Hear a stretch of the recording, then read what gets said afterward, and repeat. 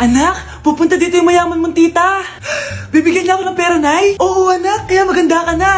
Sige po, Nay. Yes, magkakapera na ako. A few moments later. Hi, Mare. Uy, Mare, pasok ka. Hello po, tita. Ang laki na ng anak mo, Mare. Wow, tita, ang ganda mo at ang sexy mo pa. Talaga? At dahil dyan, may 5,000 pesos ka.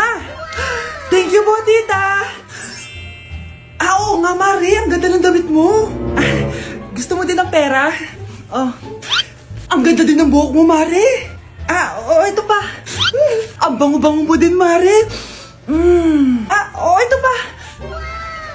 Ang pogi naman ng anak mo, Mare. Siyempre, mana sa akin. At bibigyan ko ng 1 million pesos at house and lot kung sino man ang mapapangasawa ng anak ko. Talaga ba, Mare? Anak, halika nga dito.